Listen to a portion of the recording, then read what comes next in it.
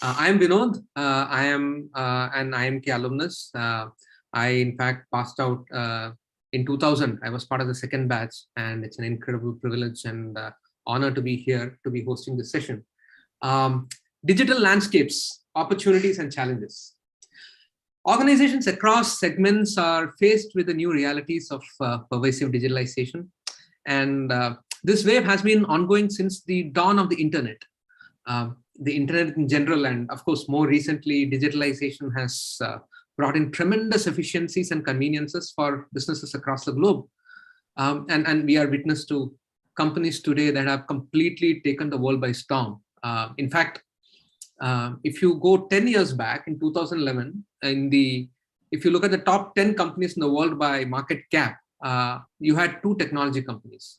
Today, 8 of the top 10 companies are technology companies. So, these companies have completely taken over the world of business. And so organizations across the globe, whether you're a Fortune 500 company or a family-owned business, they are faced with these realities to defend, digitalize, and disrupt the waves of changes that this landscape is bringing forward. Of course, the pandemic has only amplified and accelerated that need.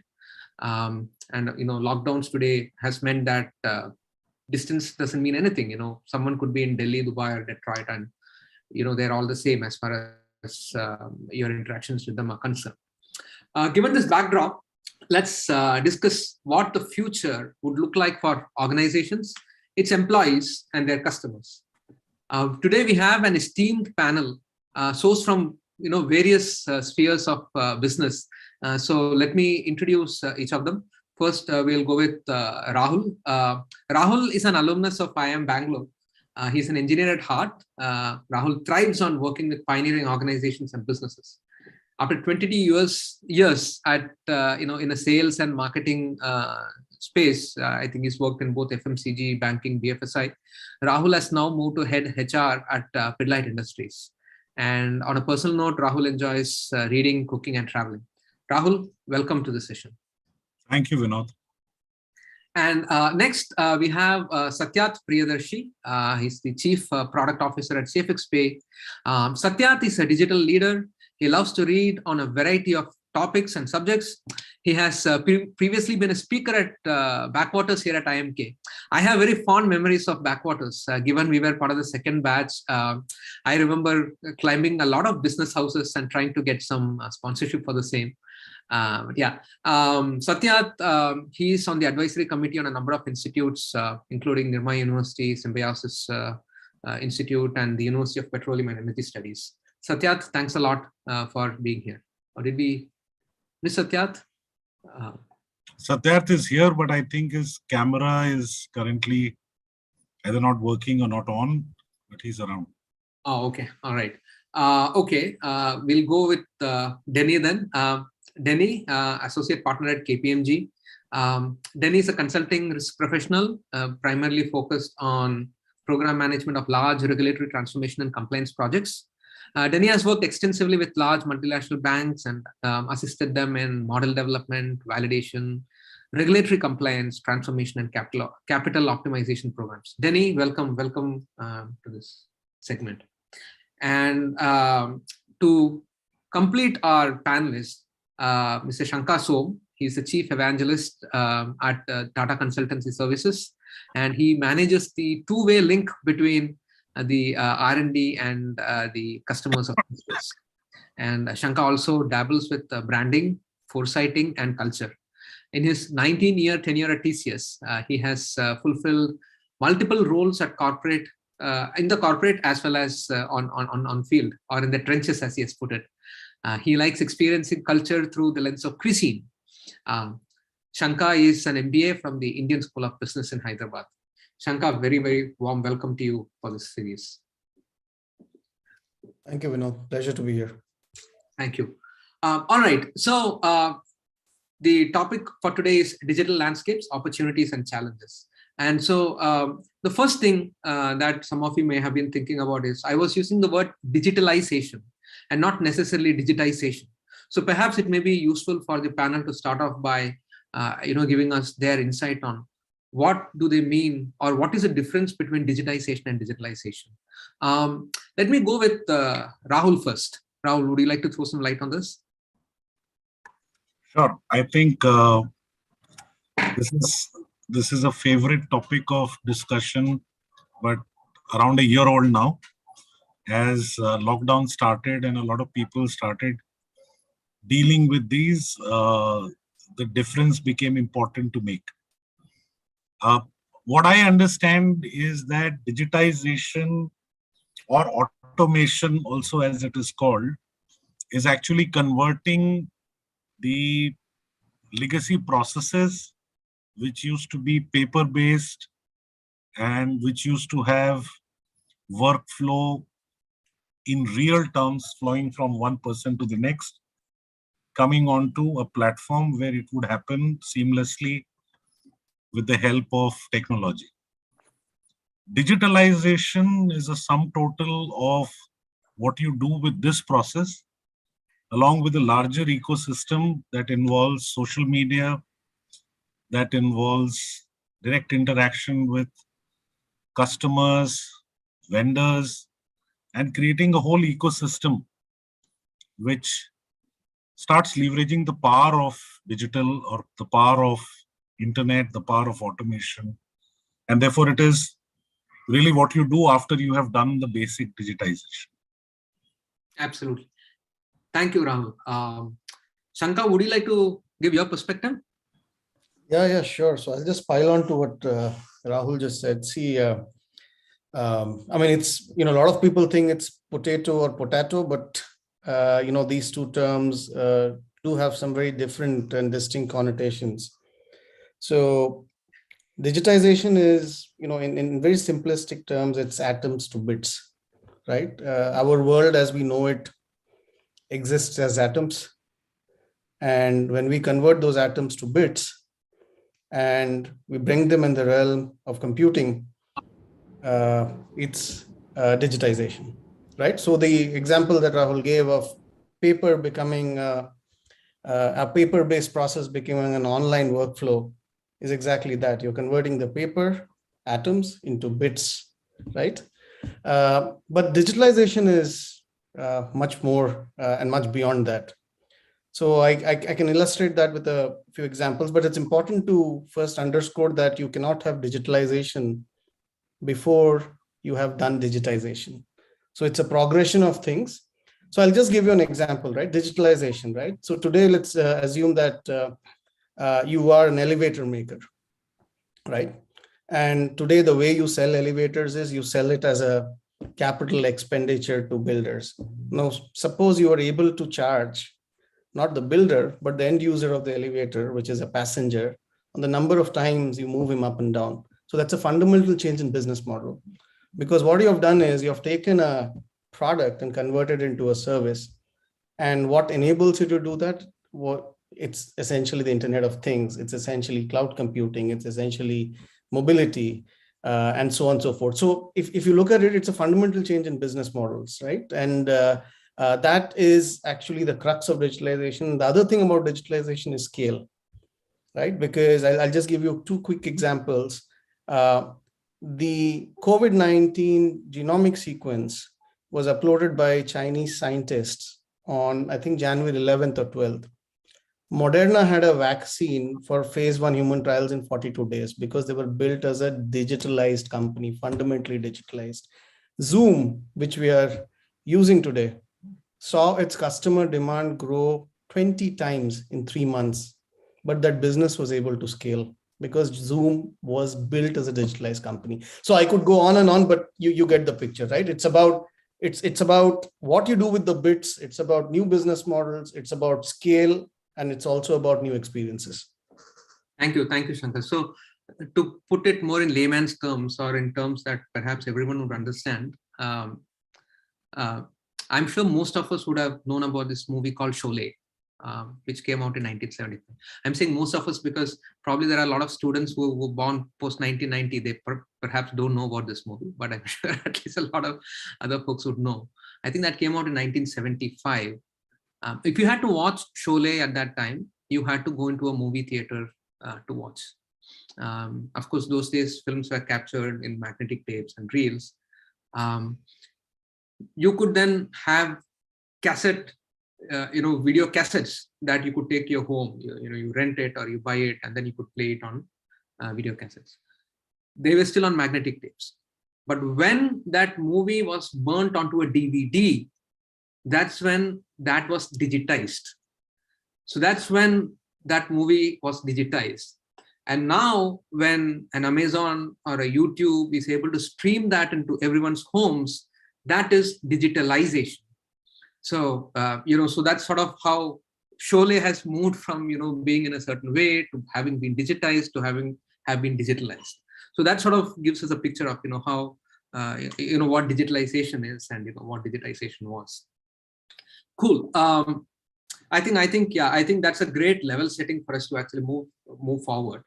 So let me come to my next question, and perhaps I'll ask this of Satyarth. What, Satya, do you think are the two very exciting things that digitalization has brought for you, especially in your side of business? Of course, I mean, first, thank you, Vinod. Uh, Two exciting things. So, of course, as one of the examples that Som earlier gave, I would say, so two things that excite me: transformation of online processes into digital, that was already kind of covered earlier. And the second one is, so there are two kinds of places that companies are in. Either they are in an offline world and they kind of want to come into an online world with digital processes. And the second layer is that there are some digital processes which were set up like 10 years ago or 8 years ago, but with the new advancement in AI and ML, these processes are again being relooked. And most of it is around hybrid processes which had some computational and some human element, where computational element and human elements were kind of doing a hand on, and that now can be completely done in an automated way. So these are the two places where I see most this thing, particularly in my company, most hope, because the impact is that it allows us to scale rapidly, and it allows us to kind of keep the manpower same but do more. So doing more with less is something that is the crux of this new adventure that we are on. If you look at other industries, I also am excited that these the same processes actually. So, for instance, for me, they allow me to do more. With other industries, they allow people to reach more people, and there are it's a multi-scale impact. So, automation and transformation, both of these are my topics. Thank you. Thanks, Satya. Denny, I'll go to Denny next. Denny, do you want to tell us what you are most excited about this digitalization journey? Yeah, thanks, Vinod. I think, and if I may steal upon, or if to use a refined words, inspired by something we discussed last week uh, about the banking, right? So when we spoke last week, I think to differentiate in the last question, the digitalization and digitization, we spoke about the digitization journey of Indian banks, right, where all the manual file moving process was moved into a computer system, right? And but fundamentally the process, if you still need to go to take a loan, you still need to go and submit 20 copies of your Aadhaar, whatnot and whatnot, and sign I don't know how many documents to get a loan. But if looking at, I mean, taking that as an example, where the process went automated or digital, but didn't address or didn't get into a market space that was never addressed, which is the shadow banking. And if I'm not talking about an Indian scenario, but if you look at the scenario of a firm called Lending Club, one of the pioneers in the field of fintechs, what they did was individualized was something called peer-to-peer lending. So essentially, and if some of the colleagues in this could be programming enthusiast, and if you go to Kaggle, you can get a free download of the data which Lending Club uses. And if some of the, of course, there are a lot of them are anonymized, but if you look at some of the rationale people are given for getting a loan or wanting a loan, is that I would like to refurbish my house, I would like to pay off my car loan, I would like to pay off my educational loan, which a traditional banking system would never address or was not able to address. And a firm like Lending Club, then they don't even own the capital. They actually take capital from another person and lend it to this person, and the money they make is the finder's fee. And it became a pioneer in the world of fintech. And it now, to get into the real world, they have acquired a bank. So yeah, that's the last mile they have got to make sure that they enter into the realm of legitimacy and getting under an umbrella of regulation. But in my opinion, that's what, and I've seen these changes happen, addressing a market space which has never been able to address. I mean, you can talk about the more famous examples of Uber, Ola, and things like that also. Awesome. Thanks, Nini. Rahul, coming to you now, you've obviously seen multiple spectrums of an organization, and lately you are obviously heading HR as well. What are you most excited about from a digitalization standpoint? See, one of the most important things which I believe this will crack is the performance conundrum. Organization after organization, leaders, if you sample and talk to, they will tell you strategy is not an area of differentiation actually. The differentiation is in execution. Many organizations have wonderful strategy and they are not able to execute. Why? Because they are not able to manage the performance spectrum that their organizations have. When you are small, you can achieve fairly homogeneous performance spectrum.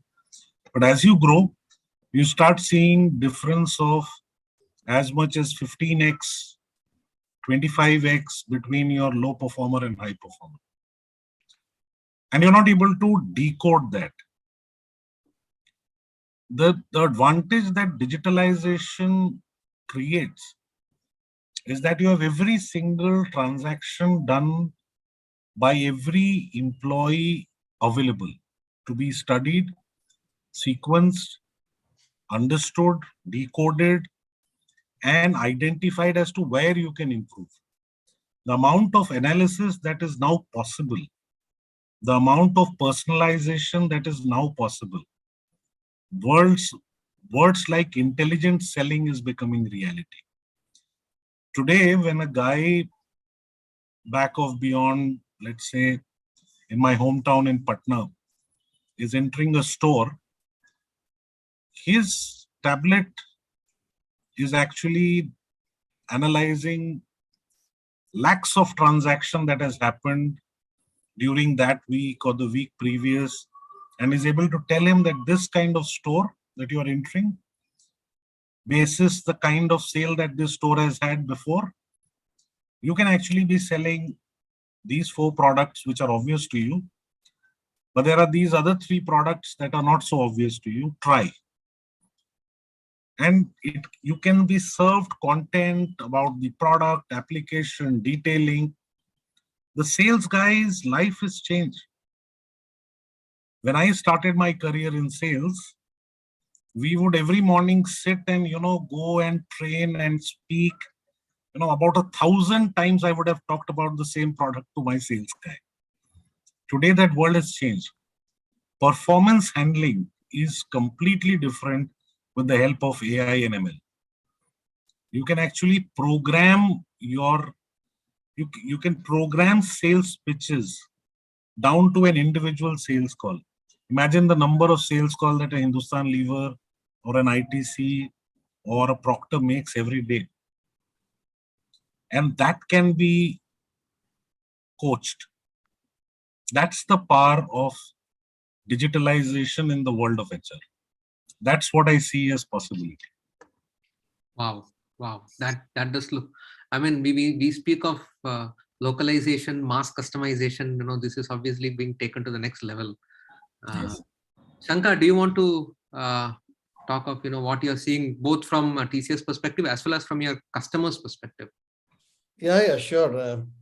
See, I think there comes a point in time in any phenomenon, right, where it crosses the boundary between being exciting to being really useful, right? So I think digitalization has crossed that, and I'll tell you why. Because see, when we talk about digital first companies, there are only 5 or 6 names which people actually throw around, right? And I don't want to take those names, but we all know what those are. But I think the most amazing thing that I have seen over the last couple of years is that the underdog is fighting back, right? So if we look at any sector of the economy, be it in banking, be it in retail, be it in logistics, 100-year-old firms with a lot of legacy, with visions of their founders, entire generations of workers who have built their lives, their families around that firm, are suddenly getting very threatened by competition which has suddenly appeared. And I think that digitalization has become very potent because now it is helping those underdogs fight back. And I think that, to me, is the magic of digitalization. I'll give you 2 examples. So the first is it's a TCS example where we are working with a 150-year-old postal company in Europe, and we are helping them fight the challenges and the competition that they're seeing from web scale logistics companies. And I'm amazed to see that 200-year-old institution use robotic manipulators, autonomous ground vehicles in their facilities, right? The second example I have is from a small bank in Europe, which felt threatened by the entry of digital payments. And they were able to launch a new payment service in about 1 year's time. It's a peer-to-peer payment service. And they were able to not only beat the competition, but in a year or two, they actually had covered 75% of the population of that country. In fact, they became so big that they had to spin that business out and share it with other banks in the region so that it becomes a utility. And I think that's the beauty of digitalization, that it's putting power back into the hands of firms, which we thought would lose out in this great process, right? So that's point number one. Point number two, and it's a small point, is the fact that I think the next great value that digitalization would add will be in the area of sustainability. And more than any other phenomenon that the world has seen, digitalization will help protect our planet, our people, from the self-inflicted wounds that we have put on the planet over the last 200 years of the industrial age. So these are 2 things which I would like to just bring into focus. One is the underdog, and the second is the power of digitalization in the next 30 years, which is making the planet more sustainable. And just to ask that, how can you give some examples of how does it make the planet more sustainable? Oh yeah. So so just think about tracking the provenance of a product from the hundreds of suppliers who actually are in the value chain of that product, right? And why do we have to track a product across its value chain? To study the carbon footprint of the product, because carbon labels in products is becoming very, very real, right? It's the next decade is going to be about carbon labels on products. Now, how do you do that in a supply chain that today spans maybe 20 countries, and you're working with hundreds of suppliers without using digitalization, right? Technologies such as I don't want to say blockchain, but blockchain, right? And even simple digitalization, right? How do you do this? I mean, it's impossible. It's a humongous task to do. And I think these are the kinds of things which even, there was this recent item in the news where there was an oil company which was talking about the fact that they were quite green, but now using microsatellite data, you're able to actually see that the methane emissions from their sites was actually not what they were claiming, and this would have been impossible without digitalization of satellite imagery, right? So back to you. Sure, thanks. Rahul, you had your hand up, so I'll probably come to you. I think you had a point to make. No, actually, a train of thought kicks in when Shankar talked about how do you get legacy companies to realize and change. And, I think, again, the power of digital is in how we are doing education to people who are highly educated. So you are kind of realigning priorities, you're re-explaining things. And if you couldn't learn the way you learn today, it would have taken you years to get them retrained. The way people train today and learn today, you actually can do it at your pace, do it at your time, do the subjects you want to. You're economizing on the learning hours by a huge percentage. And that's how somebody could actually match the payment gateway challenge in a year. I can tell you, if it was, there is this well-documented story of Wells Fargo many years back trying to crack the model of a loan product, and they had taken much longer. The only thing that has changed there to here is not the will or the challenge or the threat to them. It's just simply the technology that enables now. Very nice. No, absolutely. You're absolutely right, Rahul. And after listening to all of you, there were just two snippets that were just coming to me. I think the first point, I think it was Rahul who was mentioning about efficiencies and performance, right? And I'm reading this book called The Platform Delusion, where the author is trying to sort of dismiss, or at least argue the fact that it's not just the platform effects that have made certain companies the way they are. It is how they are set up and how they operate and what efficiencies they bring in and how they are trying to stay one ahead in terms of technology as well as processes. So that is one. And two, I think, Shankar, your point of the underdogs, I had a very different take to it in a very different realm. And this goes back to a conversation that I was having with a colleague of mine at ThoughtWorks as well. And we were basically saying, hey, today a lot of people who use WhatsApp are not necessarily folks who know English so well or who know how to type. Correct. And they're still using it, and because they use it because of the ability to use their voice, and they share messages, share points of view using voice. And so technology is perhaps reaching that point where you could leapfrog some of these divides that exist, the people who can read and write, or who know English, etc. So now you are coming to a point where technology would be able to just use the power of your voice or who you are, and you will be able to start transacting and be in this world as you are. So in a very different way, the underdogs are not the underdogs anymore. Now technology will come to a point where it can serve everyone. Satyat, you have a point. So I'm bringing a counterpoint here, so that people listening to this don't go away thinking, hey, they get technology behind them and that's it. They have the sling and then they just strike the Goliath down. The point is, technology is a gun, right? If the underdog has the gun and the Goliath does not, yes, they can shoot the Goliath down.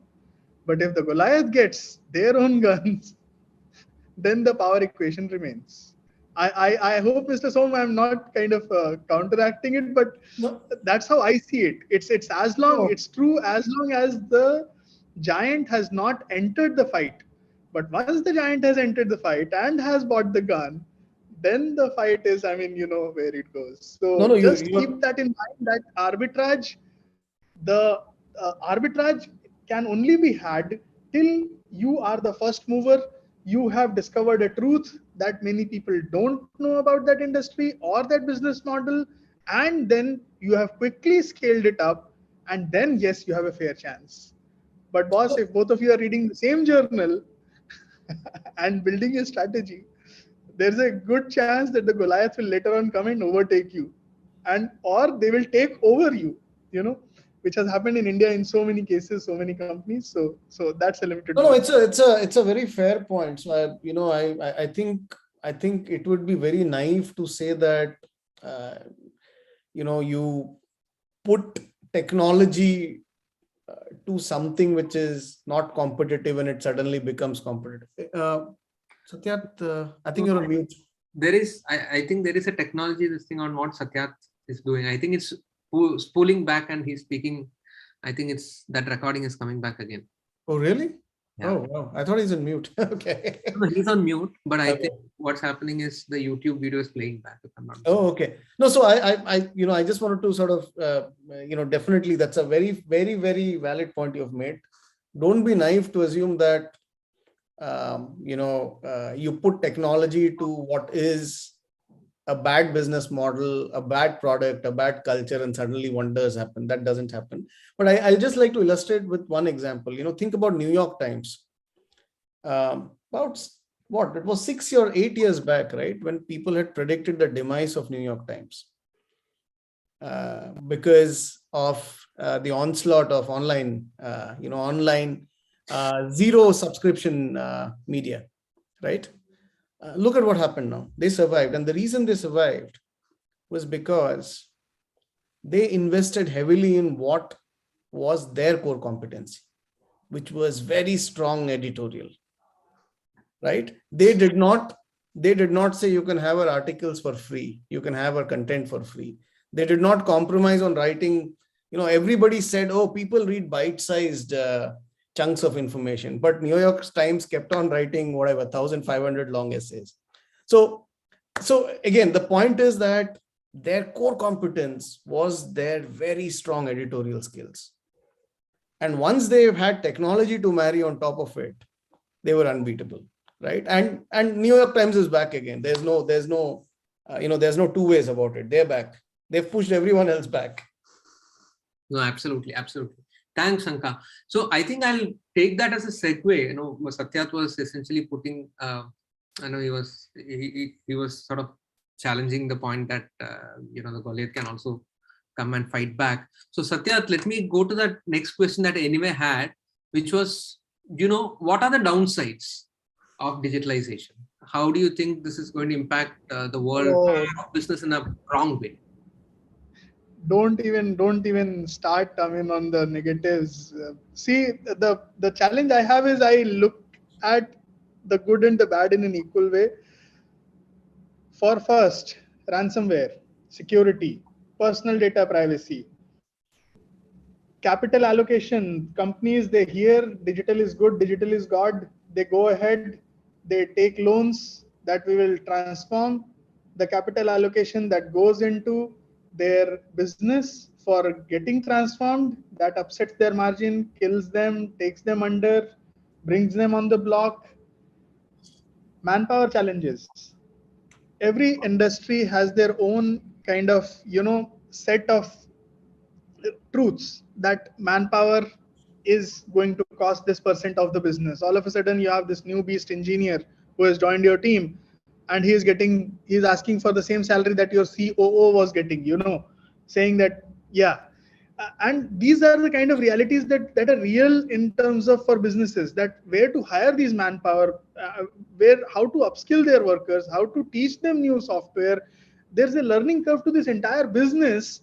The traditional business that has been doing the same thing since last 25 years, all of a sudden this new reality comes in, and somebody starts teaching them about forward investing, that sir, in this you have to actually forward invest for at least a year in digital marketing, and then maybe you will build that. Sir, SEO is not built overnight, sir. And these are the truths that these new businesses, they're like, what? Okay, but earlier I used to go into the market and I used to buy customers. Why is SEO not? So there's a huge learning curve here. There are some businesses that are completely going out.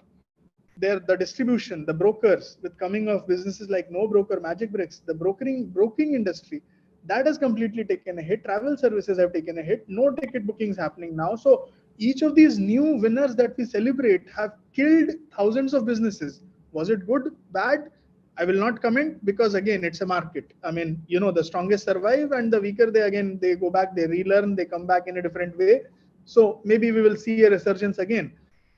And then there is the platform monopolies of big tech, which I keep on writing on LinkedIn about, that the big fish eats the small fish comes up with an innovative product, I get a gleam in my eye, and the next tech, some big tech went ahead and acquired that company. So somebody's entire life's work or 4 years or 5 years of work is now just a feature in a big company's this thing portfolio. And these are the kind of things. So how the same size, the same digital is also uh, helping malicious people spread malware, hold people hostage, hold businesses hostage with ransomware, which is kind of growing. Think of a simple thing, like there was a meme going around that all the technology people, they were waiting for their year-end holidays, and now this log4j, that is an Apache is a web server through which we serve web pages, and there's this log4j that has come up, that's a vulnerability, and all of these guys are now back to work. Pegasus, Snowden, all of these are also the negative sides of the same digital enterprise, because digital helps you scale in, like, it makes whatever you have 10x. If you have bad, it makes it 10x. If you have good, it makes it 10x. So that's the bad sides of the digital piece, or the challenges, I will say. I've listed out a lot of things that I had on my mind. Over to you, Vinod. Sorry. No, no, absolutely. Thanks, Satyat. I mean, I was also thinking about many of the same ones. But let's go to Denny now. Denny, what's your take? How has digitalization not been so good for you or your set of folks? Uh, in my mind, I think what digitization is probably, I wouldn't use the word killed, but lessened is a human interaction and the social benefits we used to have. You mentioned earlier that you are in Bangalore. I would have loved to have this conversation after shaking your hand, having a cup of tea, and probably this time maybe a stronger beverage. But I think we have lost that ability. And the other thing is that we have reached a stage where we are judging people or getting influenced by digital reviews. So when each interaction, right, whether it's going to a store or going to a hotel, we probably are prejudiced by what is the review of that hotel by people who we never know or never met, and basing our assessment or maybe going to a place or not going to a place based on that review. We have probably, as the first time in many millennia, we are probably going to lose that instinct we have of judging people, judging influences, and making decisions based on that. In my opinion, that is my biggest worry. Thanks, Denny. I mean, very, very, very well put. In fact, I was speaking to my son earlier today. I was asking him, what does he miss? He started going to school again after close to 1.5 years. So he was clearly saying that not being able to interact with friends and students was something that he definitely missed. But children, they seem to have this way of adapting. So they quickly adapted to an online world. Then we had to actually push them out and say, hey, go out and play and all of that. Once they started doing that, then they didn't want to come back. So, Shankar, do you want to give your bits on this? Yeah. No, thanks. So I completely agree to what I think Satyarth was sort of hinting at, which is the platformization of everything increases the risk of contagion, right? Because of the interconnectedness of things. And that's true for all kinds of things. He mentioned cyber risk, because of the connectivity and the increasing digital envelope. The risk surface of an organization today is much, much wider than it was before. In fact, it extends to this chair and table and this, this laptop I am on. But if you take any other platforms, and I think that is what, I'll just connect it to what Denny was saying, reputational risk, right? It's much higher today. It's much, much higher because of the interconnectedness of things. So that's one, which is this risk of contagion. The second risk, I think, see what happens is digital economies have this tendency of monopolization. There are in every sector, there are monopolies which get formed. And as a result of those monopolies, what happens is that sector systemic risk increases quite a lot. Because today, just think about it. If somebody today knocks off AWS, imagine the number of businesses which will screech to a halt, right? Somebody knocks off, let's say, Azure. Think of the number of businesses which will screech to a halt. So I think the phenomenon and the core, the behavior of digital economies to create monopolies and then putting a lot of risk concentrated in a monopoly, I think is a downside. And the third thing, which again, I think it's important, is digital amplifies inequity also. I mean, we don't think about it that way, but just think about it that when everything around you turns digital, what do the people who cannot cope with digital do, right? So I think we got to think about that as well. So, so essentially contagion, systemic risk, and inequity are these 3 points, which I think are the downsides of digitalization. Thanks, Sankar. Rahul, do you want to? You're on mute, Rahul. Sorry for that. Look, I'm an optimist. I believe this is a challenge we have faced ever since humans started the progress in world. When automobiles came, we talked about all of this. Must have. Going so fast, 10 kilometers per hour, you will die. Your muscles will not work anymore. You're not walking enough. See, in any scenario, humans will build technology first and then will build the safeguards. That's what has been happening. And I'm absolutely sure Denny and his tribe will grow this and we will have enough safeguards built very soon. However, these debates are very important. These debates highlight for all of us the kind of risks we are exposed to. And that's how the next set of innovation will happen. I see the power of digital and the power of digitalization in making many of these journeys happen faster. Many things are happening today that otherwise wouldn't have happened. Are we getting exposed to more risk? Yes. Are we familiar how to handle those risks? No. But isn't this the exciting part of being in business? This is the exciting part of being in business. That's how you build new business. You will find opportunities for new products and services around security. You will find opportunities for building safer technology. That's how seatbelts happen. The digital seatbelt will happen.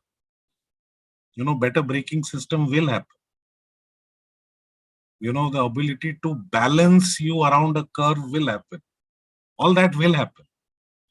I'm comparing digital to automobiles only because I think before digital, the one large ubiquitous technology change that happened was automobile. With high amount of problems, pollution, accidents, not safe if in the hand of the wrong people. Go back 15 minutes in our debate and that's what we are saying, right? So it will require study, careful study and improvement. That's for sure. It's not right now at a place where one can call it green. Taking the cue from the fact that today's people are believing if automobile is green, it is all safe. It still isn't. There is still a lot to be done. But that's the journey of evolution. That's how I look at it. So would stay an optimist, would keep pushing, and finally would say one thing.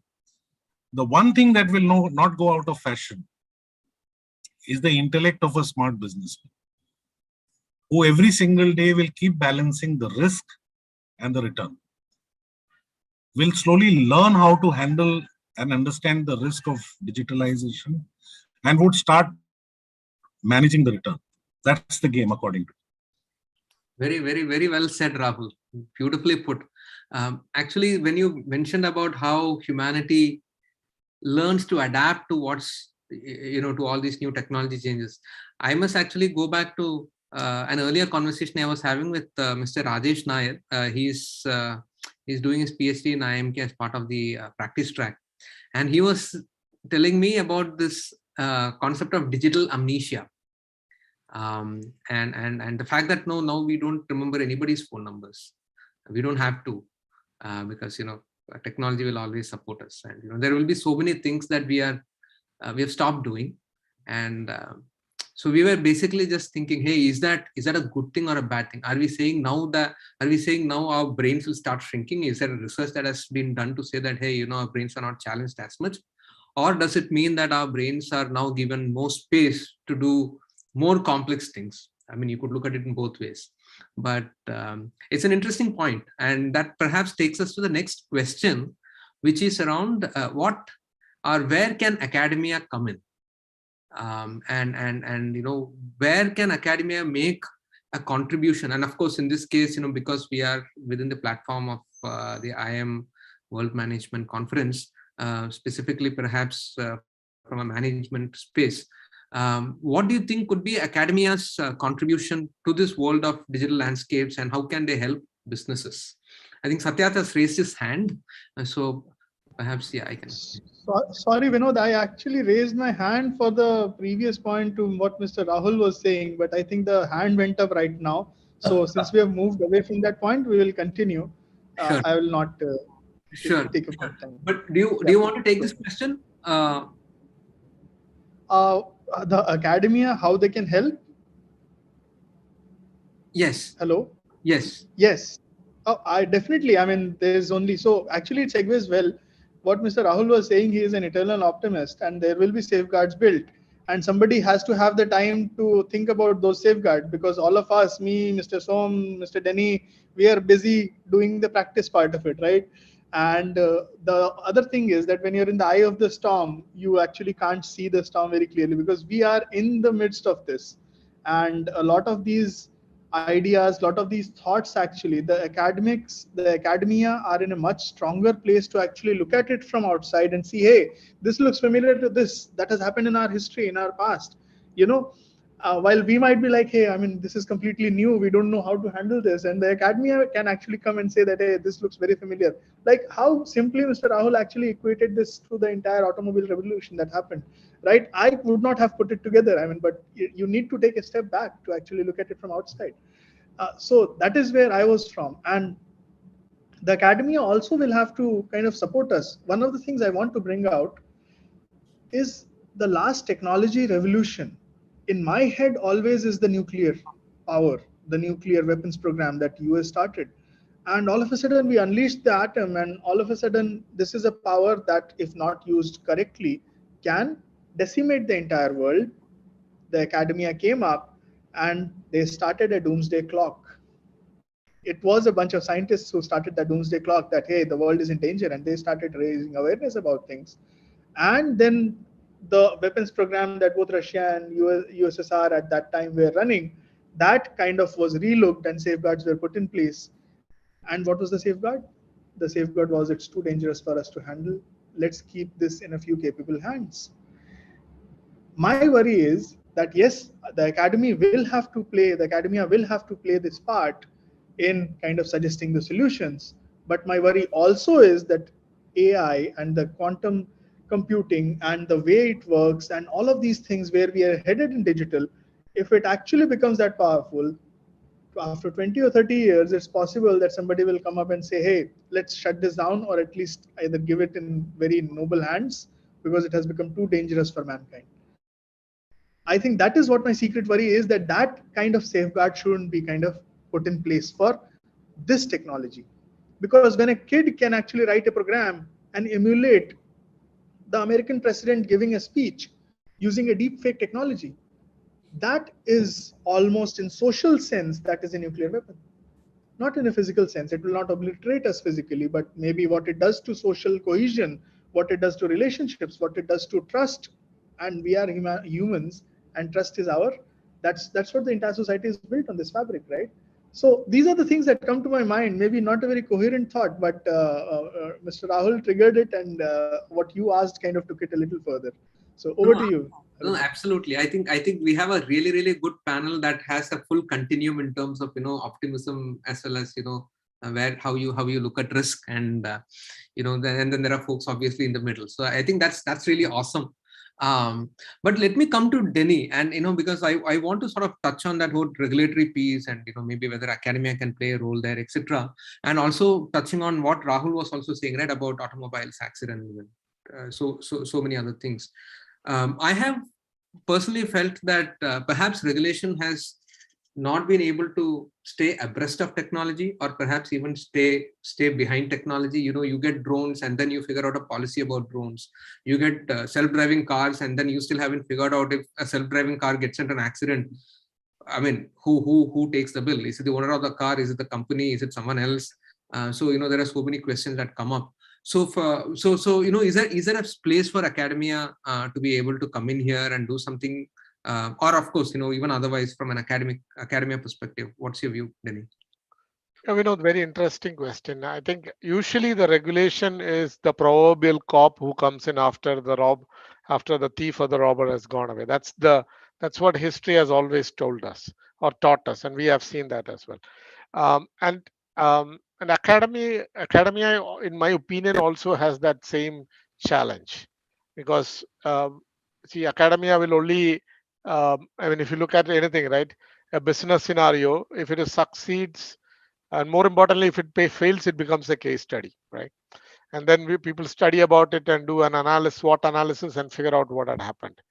I don't think, in my opinion, and I'm happy to be corrected, that we do a really good job uh, in uh, in articulating or inculcating that kind of environment within the academia, so that people come out with a skeptical mind and challenge the status quo, or look at things and say, okay, this may not be the right way to do a thing.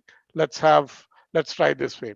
Of course, there's the other side of it. We all, and me included, has been the one newbie MBA in strategy who would have come and thought everything in the company they are doing is probably useless, and I have a better way to conquer world domination, right? So it's the other way around. I don't know, Vinod, I really answered your question, but I think, but financial, if I take the world of finance, right, financial innovation and risk management have come a lot from academia direct application. Black-Scholes is a great example of how a risk taking, but one can debate it took into the financial crisis of 2008 into a whole different level.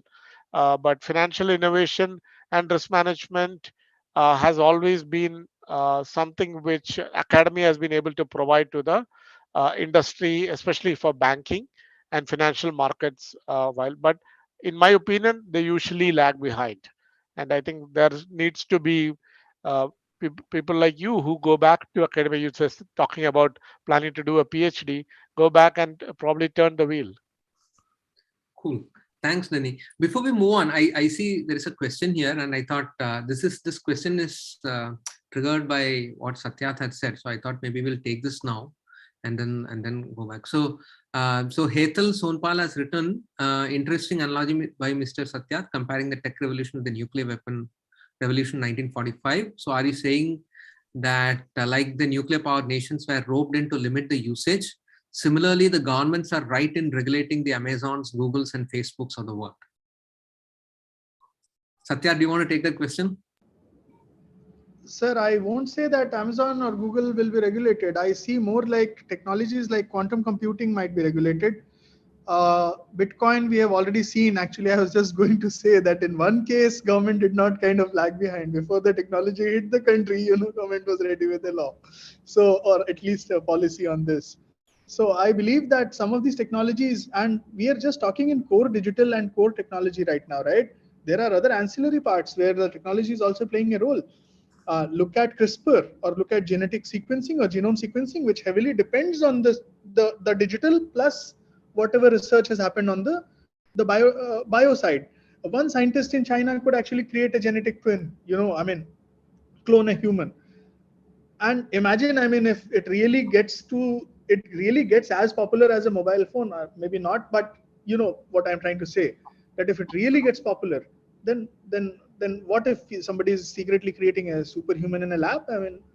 Where does this go? So a lot of these technologies, I'm talking more in terms of technologies like quantum computing, like CRISPR, and these are so powerful that we don't know where they will lead right now. As long as quantum computing needs a very heavy lab to maintain, maybe it will be with institutions. But if something like what happened to the mainframe turning into a laptop happens with it, uh, there are a lot of ifs right now, because we are in a very interesting time in I think this evolution. So I don't know. I don't think that governments will ever be regulating Amazons and Googles, because now they have become bigger than governments in a sense. So that is not going to happen. Governments are made of people, and people can be lobbied, at least in US. So I don't see that happening, but I definitely see some of these things happening where certain technologies are restricted. You need a license. I was actually going to come and say that look at a gun, look at a handgun. A handgun can be bought by anybody in US just with a license. But in India, you actually need to go and petition and give a reason and why you need a handgun. And we don't have handguns here in every household. And it's a technology, right? So one government has said that this technology is too dangerous for their citizens. Another government has said, hey, we think you're responsible and you can handle it. Oh, imagine what if that happens. One government says that it's okay, the other one says it's not.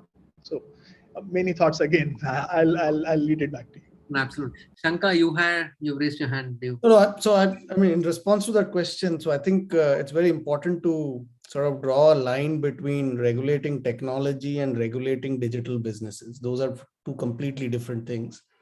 So what Satya spoke about, CRISPR, about quantum computing, about a host of other technologies, that's a very separate regulatory issue, right? It's about fair use. But digital businesses, on the other hand, I think I think you always need to ask a question that if you take a digital business and a physical world equivalent of that digital business, I can't take names, but I'll tell you. You take a fully digital business which has scaled 100 times in the last 100-fold in the last 5 years, and you take the analog or the physical equivalent of that, and you continuously ask the question that what is it that these guys, the digital guys, don't do, which lets them serve the same customer at 1/10 the price point, and what is it that the physical business is doing which is increasing the cost to serve. And if the answer to that question is, you write it down and you ask yourself that, is that fair? Does that make the world safer? Does that make the financial system safer? Does that make staying in hotels safer? Does that make taking a taxi safer? Right? And if the answer to that is no, then somebody's got to give, right? Either you take those, you level the playing field for the others as well, take off all regulations that you impose on physical brick and mortar businesses, or you make the digital guy conform to those rules which make the society safer, right? So I think you got to ask those questions very deeply.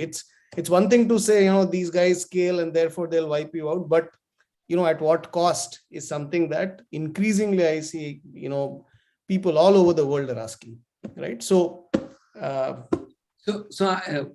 Yeah, I think also in the interest of time now, let me move the academia question itself in a slightly different direction. And of course, there is a regulation part.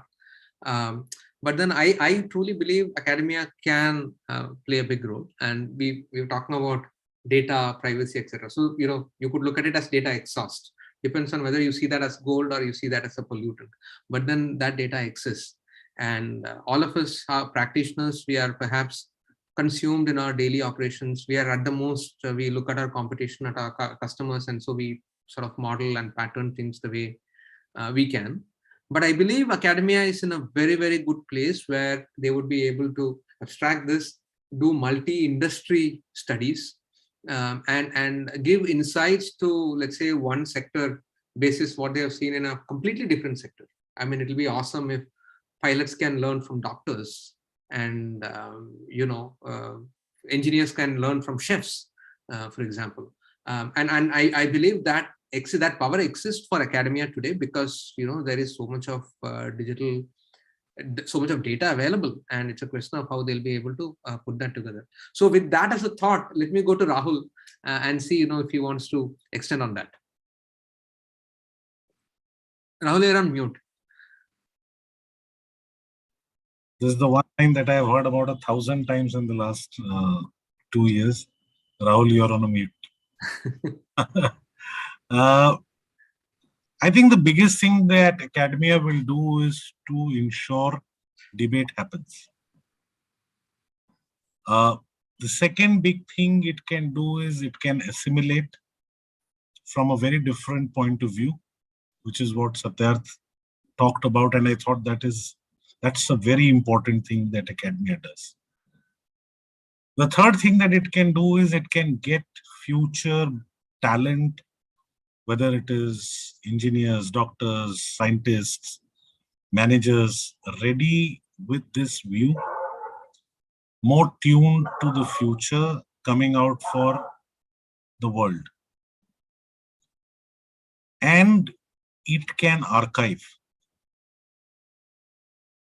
The power of archive is possibly the most underrated power.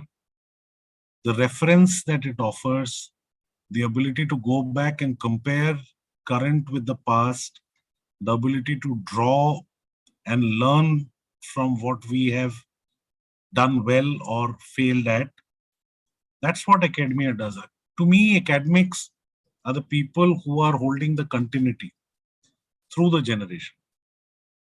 Academics and writers are the two people who I rate the highest. And then I rate the teachers, because somebody has to convert all of that and tell us. So I believe academia can do a hell of a lot. I think it is limited by imagination, that's all.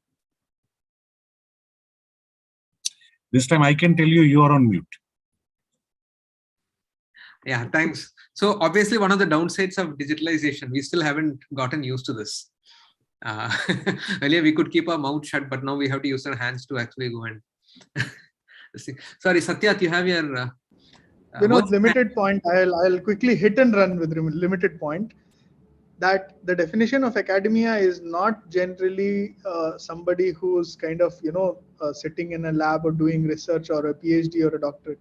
If you look at a lot of computer technology that has been built, like you look at Java or look at a lot of these systems that have been built, they have actually been built by academia. But they were computer science academia. They were researchers and they were deep scientists in computer sciences. So that is also a kind of academia that has been furthering the cause of computational and computers in a sense. That was one point. And second was I wanted to also connect your previous point that a lot of computer systems, if you see, actually mimic other sciences. We talk of neural networks. Why do we talk of neural networks? I mean, where did this even, who told even computer scientists that there is something called this is how brains and neurons, that this is how brains and neurons they work, and pardon me.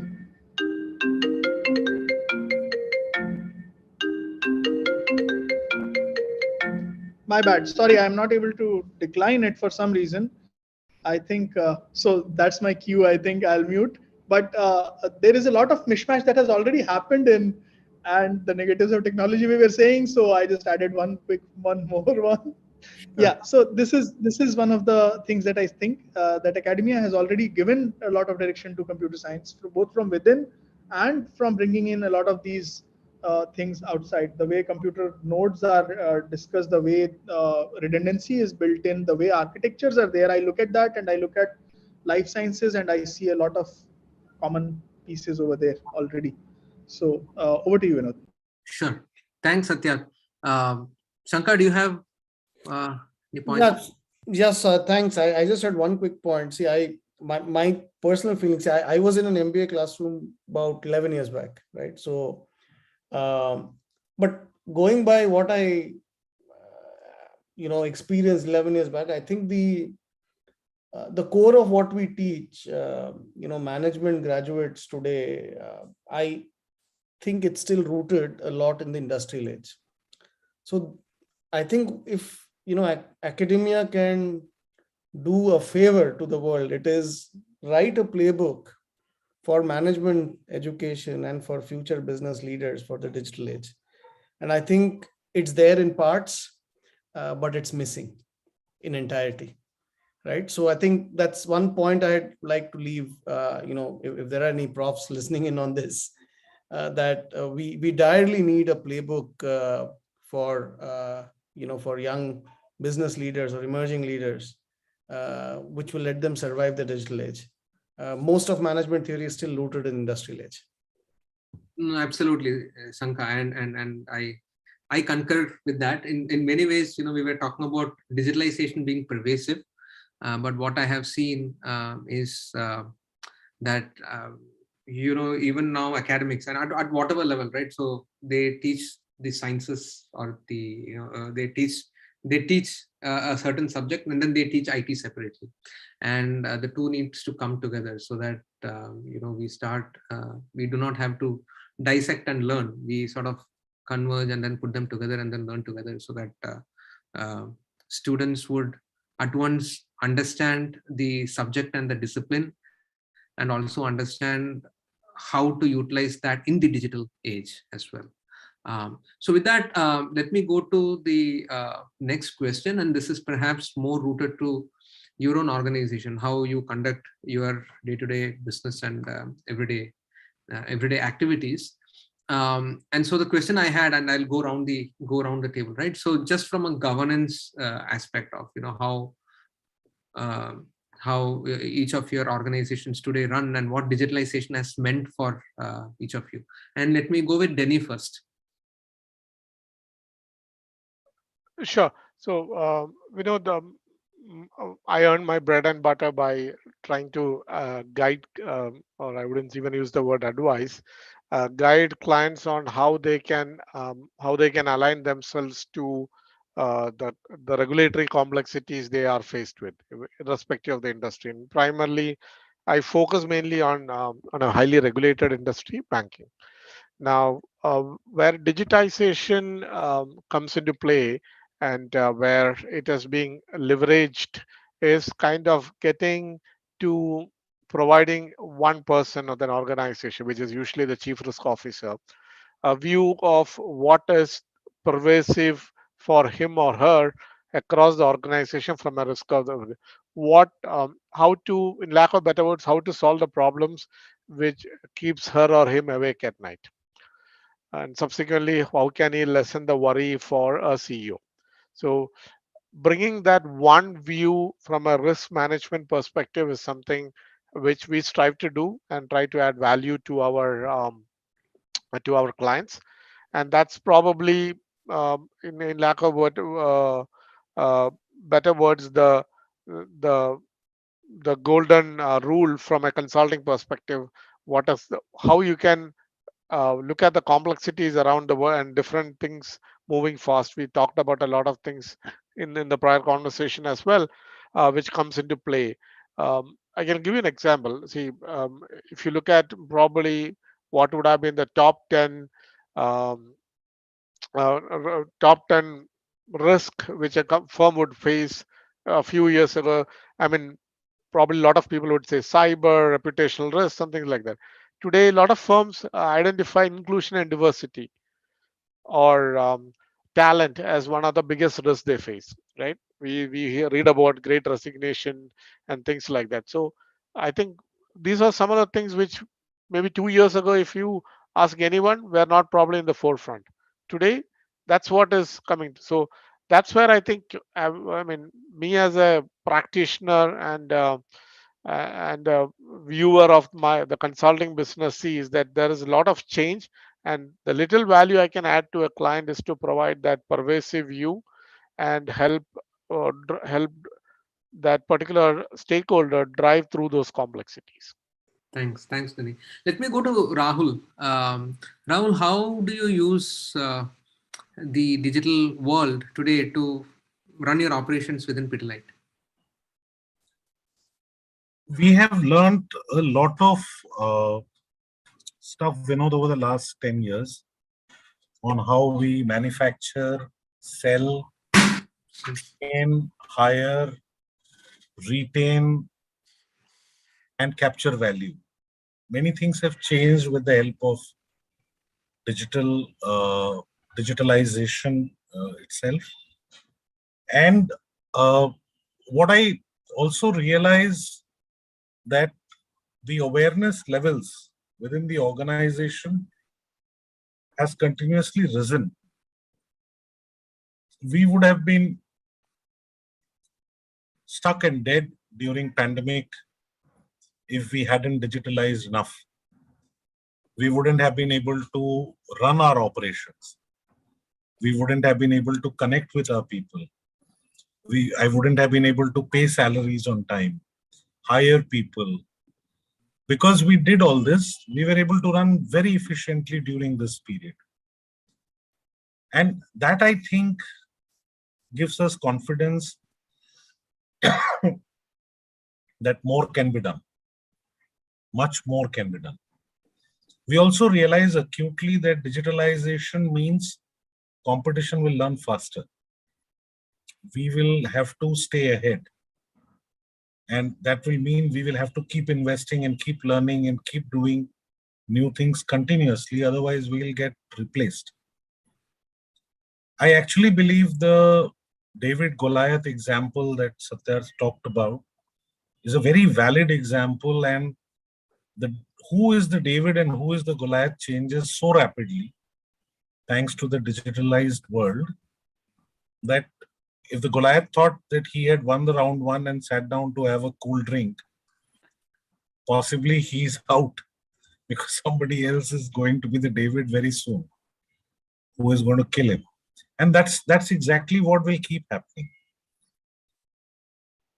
I think we should take a slightly relaxed and at times funny view, look at the funnier side. I think this whole thing is keeping us on toes, is ensuring life is interesting. It's possibly going to allow a lot of us consulting careers after our corporate career is over. And this is also going to be a benefit. But while I sound highly optimistic, and I must tell you, we fully understand that this journey will require a lot of education, a lot of learning. So at this point of time, we are investing a lot of time learning more about it. And I think we are going to be doing that for the next few years at least. Absolutely. I think the way things are moving, I guess we'll always be permanent learners. The more we learn, the more there'll be very well advancements. But let me go to Shankar now. Shankar, do you want to talk of how you use digitalization on your day-to-day work? Okay, awesome. I'm getting to tell Shankar he's on mute. Yeah, thank you. No, I think the fact that we are on this call is day to day, right? See, I mean, the IT industry per se itself was, even before the pandemic, it was a highly digital business, right? At least the services industry, it was quite digital, right? We did video conferencing, we did. We did Skype. We were talking to each other over IP phones before video became the dominant way. So I think with that, I don't think much has changed. But one of the largest change management exercises that at least I have seen in the last 2 years is moving the workplace to the home. At least, I think kudos to Indian IT. TCS as a company moved, I think it was 450,000 people, in about a month to their homes, ensuring the same level of service delivery and the same quality of service delivery. And I think that wouldn't have been possible without, the highly digital nature of the business, right? That is, definitely the thing. But coming to end use technology, right, which people like us build for our customers, I think there are a lot of interesting questions starting to emerge, especially when we use AI in systems which make decisions about other people's lives. So I think that's a new kind of risks that people will have to deal with, which is falls somewhere around this whole fuzzy area called explainability and AI ethics and a multitude of other things which come together. But I think those are increasingly the new types of risks that organizations would have to deal with. You launch a new score to a AI based score to decide which of your employee deserves a raise. You're in for trouble, mister, right? Because unless you're able to explain on what basis that decision was taken, you might be opening yourself to some sort of a legal opportunity for somebody, right? And when you actually extend this analogy to areas like consumer lending and making decisions about people's health, you're actually broadening the the pickle that you could get yourself into, right? So these are new kinds of risks, and I think we will, I'm actually in Rahul's camp now. Being an optimist, I think we'll learn to deal with it. Cool, awesome.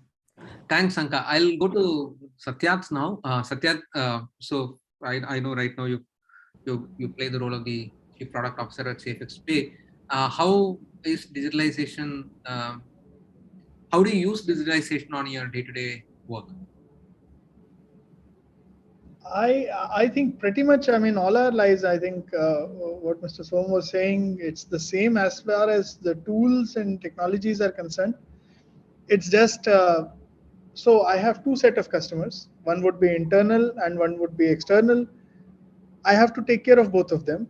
The external customer cares about things like security, privacy, and convenience. The internal customer, along with all of these things, also cares about efficiency. And then you have to kind of keep on churning this product out. But if I remember it right, it was Clement Attlee who was the Prime Minister of Britain in 1948 in one of his speeches in the House of Parliament while presenting the budget said that, sir, it's not that we can't meet the ends, but by the time we have enough resources to meet the ends, somebody has moved the ends. So, so that's the life of a technology person or a digital guy in today's world. By the time you have done finished with the entire thing, somebody has come up with something new, a new proposition, a new technology, a new solution, a new way of working on something that you have fixed 1.5 years earlier. So you again go back to that, and then you're kind of, so it's kind of an endless cycle that you're in, because the technology has changed and it has taken up so much pace that by the time you have done implementing an analytics system, you realize, oh my God, I mean, there's a new company that has come with this and they are doing this, and this part of the implementation is something that we have not done. Let's get that one in, and so on and so forth. So it's an endless kind of a cycle that I think there is. What I want is the teams or the people I work with to have this understanding that yes, at some point it is a passion and at some point it will become a job. So not to kind of go ahead and completely consume themselves in this. Part of what Mr. Som was also saying, like working from home. So we kind of sometimes kind of in technology, it becomes a 24-hour thing. And earlier I gave an example of this log4j.s, right? And I kind of keep on reminding my teams that shouldn't be the life. There should be some work-life balance that should be there, and that is what my focus remains. And rest, then the tools and technologies haven't changed ever since. I think in the last 10 years, I mean, more or less the similar tools and technologies and the way we used to communicate, all of that has remained same. Okay, awesome. Cool. There are a few questions that have come. So, we do have a few more minutes. So perhaps we can take one or two questions now. And one of the questions is on organizational resistance to change. And how do firms convince, the rank and file of their employee base to change, because part of change is also learning a new way of working. You have to come out of what you were used to and so on and so forth. I think Rahul has turned his mic on, so maybe I'll go with Rahul first. I think because I work for a company which could be called the traditional, and this is real. Resistance is significantly high. I think we had 7% adoption of Microsoft Teams pre-pandemic. 7. All right. I could actually count the number of people who were using it. And in 1 week, it went to 93%. Because people saw the advantage. I used to run a lot of campaigns for people to do transactions online. And they would not do it. People would still want to come and meet and say, I actually want to meet somebody in HR. And then when pandemic struck, 100% transactions were online for the next 4 months. I actually think people start adopting when they realize there isn't a way out. At least the early adopters will continue to do that, and they have been doing so with technology. And I think the big way of countering organizational resistance is to keep promoting those who are early adopters. I read somewhere, and I don't know whether that's true or not, but they said what pandemic could do in 1 year, Microsoft couldn't do in 20. So that much for all the strategy around how do you make people adopt technology. I think need will push people towards it. No, absolutely. And yeah, I mean, perhaps pandemic is not the best way to, one shouldn't wish for a pandemic to come for people to change their ways. But Shankar, let me go to you, since you must be also working with a number of customers who are perhaps coming from that traditional space. What kind of change management challenges have you encountered? See, pretty much moving people, like as Rahul said, moving people to an online way of working hasn't been a challenge at all. But I'm sure, Rahul, in your industry, which actually is also quite physical, I somehow think the transition of industries which are in the physical world, which make things, have production lines, that hasn't been quite easy. Like it's very easy for us in the services industry to switch on our laptops and enter the digital world, but across at least the customer base that I have interacted with in the last 2 years, the transition of industries rooted in the physical world hasn't been that easy. People still have to come to production lines. They still have to come to factories. While there are physical distancing and safety measures in place, but there is no getting around it. And which again brings me to the conclusion that there is a lot that digital has to do. Especially your ability to remotely manage and operate physical equipment, that capability has to come. And I'll just give you an example, and it's not only from the pandemic perspective, but I was listening to a steel customer, right? And the senior most exec in that company was saying that most steel plants, steel plants today are in very rural and far-flung areas, right? Today, when they go to hire talent, the young talent doesn't want to go and spend a life in some remote village in Jharkhand, right? And it is not economically feasible to move that factory to the outskirts of Mumbai, for example, right? So how do you get around that? That's not an easy problem. So I think this whole idea of how you're able to safely and remotely and autonomously or semi-autonomously operate machines in the physical world, I think that's a very significant gap, which digital has still not been able to bridge. And I think that's coming next. The next 10 years is going to be about that, because a lot of futurists tell me that the next pandemic might be around the corner, right? So this thing about the world shutting down and going inside, it's been foretold that it's going to happen, right? So just my 2 cents. Thanks. I know we are almost close to time, so I would like to actually end with maybe an amusing anecdote. So Satyaj here. yeah, Satya. I was just saying, Mr. Som, I come from a steel city. Two of my generations have gone into the steel plant. So it's also not that the local rural people from the steel plant cities are also ready to work in those steel plants. So it's not Oh, that okay. people are not ready to come from outside. It's that the people who are from those cities are also moving out. So it's a double whammy. So over to The you, double Vinod. Sorry, whammy. I had Correct. to say this. Correct. No, absolutely. Thanks, Satya. That's a good insight. No, I was just saying, from a change management standpoint, I wanted to sort of give that. I found it quite amusing.